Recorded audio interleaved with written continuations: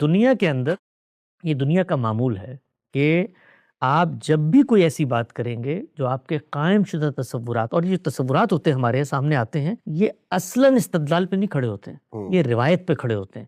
اور روایت کس چیز پہ کھڑی ہوتی ہے؟ ہیروشپ پہ کھڑی ہوتی ہے، قومی تفوق پہ کھڑی ہوتی ہے. مثلا آج آپ کسی مسئلے میں گفتگو کرتے ہیں تو وہ آپ کے لیے علم استدلال کا مسئلہ نہیں ہے. کل میں ایک صاحب کی گفتگو سن رہا تھا، انہوں نے کہا بھائی یہ جو بخاری کتاب ہے اس کی کسی روایت کی اگر آپ اس بات سے ہٹ کے انٹرپریٹیشن کرتے ہیں جو میرے بزرگوں نے کر دی ہے تو اس کا مطلب یہ ہے کہ آپ تو اس کی حیثیت کو مان ہی نہیں رہے. تو وہ پھر عزت کا مسئلہ بن جاتا ہے، تحفظ کا مسئلہ بن جاتا ہے، وہ ایک نفسیاتی ہڈل ہوتی ہے.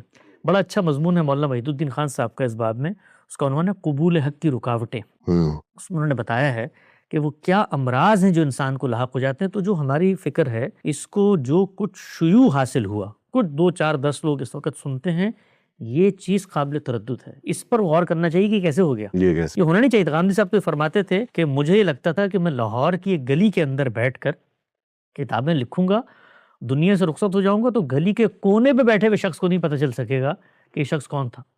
اس کی کیا فکر تھی؟ تو یہ تو اللہ تعالیٰ نے موجودہ دور کے اندر جو ایک غیر معمولی معجزہ کیا، اور میں بھی اس کو اللہ کی اسکیم کا حصہ سمجھتا ہوں کہ اس دور میں اس نے جس طرح الحاد کا دروازہ کھل چکا ہے، بے پروائیوں کا دروازہ کھل چکا ہے، اور تہذیبوں کے اندر سے جو بنیادی تصورات تھے خدا کی جانب وہ سب ختم ہو رہے ہیں. اس دور میں اگر کوئی فکر قرآن کی بنیاد پر، خالص سنت کی بنیاد پر چیزیں پہنچاتی ہے تو اس کے لیے پھر اہتمام بھی زمانے کی حرکیات میں ہونا شروع ہو جاتا ہے. یہ جو کچھ اس وقت اہتمام ہوا ہے ذرائع ابلاغ کا کہ یہاں سے بیٹھ کے آپ بات کرتے ہیں ہزاروں لوگوں تک پہنچ جاتی ہے، پہلے زمانے میں اس کا تصور ہی نہیں تھا.